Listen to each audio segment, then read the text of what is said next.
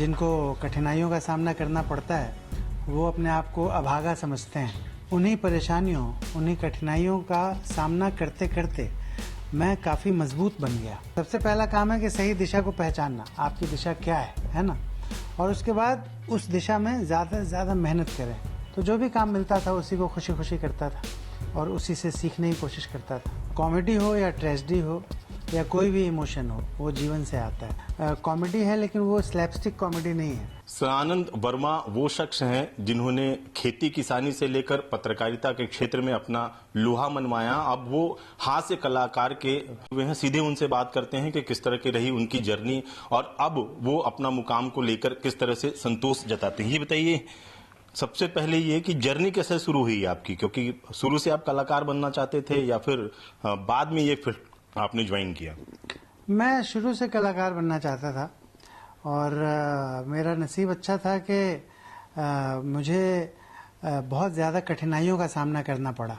Normally लोग जिनको कठिनाइयों का सामना करना पड़ता है वो अपने आप को अभागा समझते हैं, पर मुझे ऐसा लगता है कि मैं बहुत सौभाग्यशाली था कि मुझे इतनी परेशानियों का, इतनी कठिनाइयों का सामना करना पड़ा, क्योंकि उन्हीं परेशानियों, उन्हीं कठिनाइयों का सामना करते करते मैं काफ़ी मजबूत बन गया और मुझे किसी भी तरह की तकलीफ़, किसी भी तरह की परेशानी दुखी नहीं करती है, क्योंकि मुझे काफ़ी मजबूती दी जो भी मेरी परिस्थितियां रहीं जीवन की। जो आप जर्नी की बात कर रहे हैं, तो हर जर्नी में उतार चढ़ाव आते हैं, परेशानियां होती हैं, अच्छे मोमेंट्स आते हैं, बुरे मोमेंट्स आते हैं और हम जिंदगी से सीखते हैं। तो मैंने जिंदगी से बहुत कुछ सीखा और हमेशा ज़्यादा मेहनत करने पर विश्वास जताया। मुझे ऐसा लगता है कि आप अगर सही दिशा को अपनी पहचान जाते हैं और फिर उसी दिशा में ज़्यादा मेहनत करते हैं। सबसे पहला काम है कि सही दिशा को पहचानना, आपकी दिशा क्या है ना।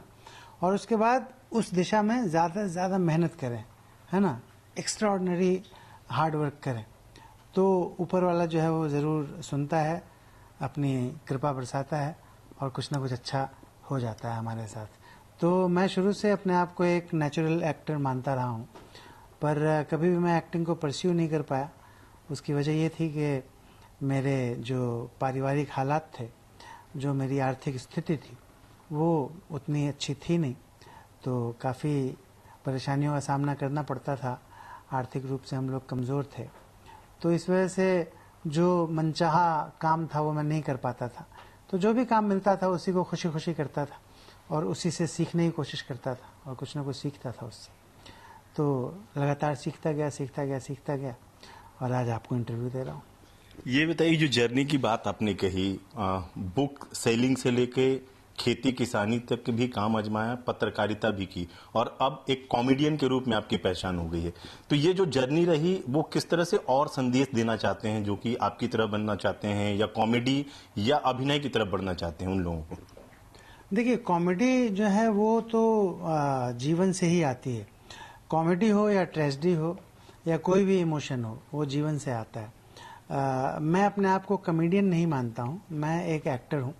मैंने हर तरह के रोल किए हैं जिसके लिए मुझे लोगों ने काफ़ी अप्रिशिएट किया है और मैंने हर बार कॉमेडी नहीं की है। फॉर एग्जांपल सीक्रेट गेम्स, उसमें कॉमेडी का पार्ट बहुत कम था, वो एक सीरियस कैरेक्टर था सीक्रेट गेम्स, अगर आपने देखा हो तो ऐसे मैंने बहुत सारे, रेड राजकुमार गुप्ता की फिल्म थी, उसमें भी कहीं कॉमेडी नहीं था, वो भी बड़ा सीरियस रोल था।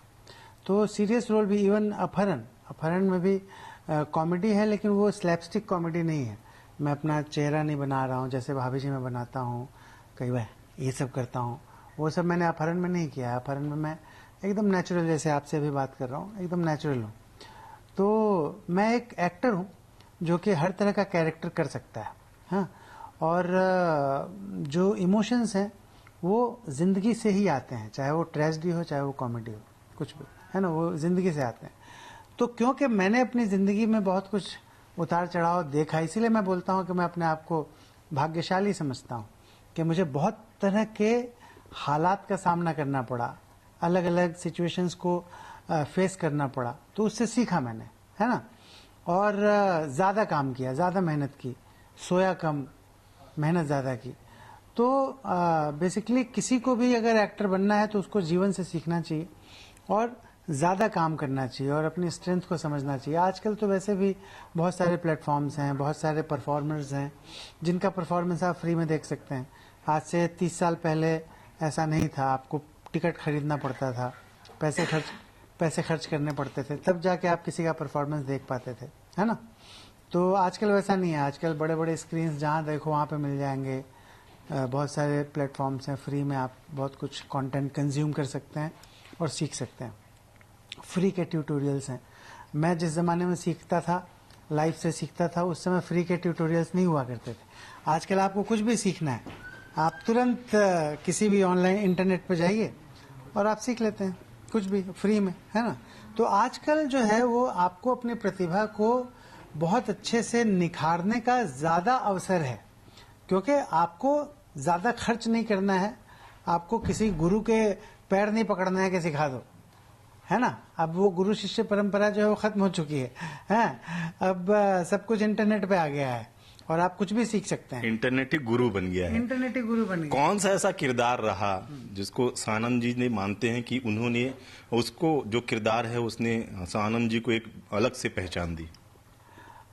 2 किरदार हैं, एक तो अनोखेलाल सक्सेना, भाभी जी घर पर हैं, और दूसरा सत्यनारायण दुबे।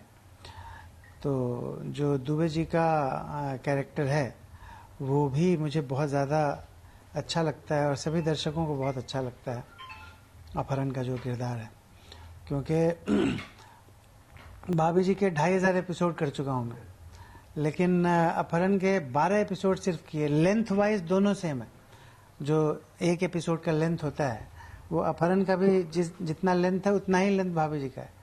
अपहरण का 12 एपिसोड सिर्फ किया था सीजन 1 में और इसके 2500 एपिसोड हो चुके हैं।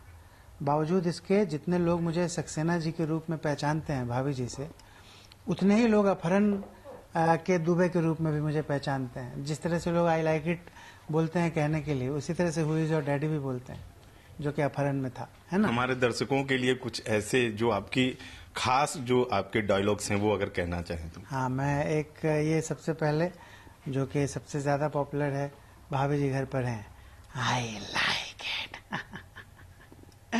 फिर अपहरण सबका कटेगा, ready steady who is your daddy. ये अपहरण का है। फिर छिछोरे का एक मेरा डायलॉग बड़ा हिट है, वाह बेटा लगता है तुम गू खा के ही मानोगे। यही सब है। धन्यवाद IBC 24 से बात करने के लिए। Thank you sir. ये सानंद जी थे जिन्होंने बताया कि वो न सिर्फ कॉमेडी के रोल के लिए जाने जाते हैं बल्कि अभिनय जो है वो जीवन से ही आती है और वो लगातार उससे सीखते जा रहे हैं और आज जिस उपलब्धि पर वो हैं वो अपने संघर्ष को ही ये इसका श्रेय देते हैं। और ऐसे में जो और भी लोग इनकी तरह बनना चाहते हैं उन्हें ये संदेश देते हैं कि संघर्ष ही एक पूंजी है, संघर्ष ही वो चाबी है जिससे सफलता अर्जित की जा सकती है। कैमरामैन दीपक गुप्ता के साथ अभिषेक सोनी, IBC 24, सरगुजा।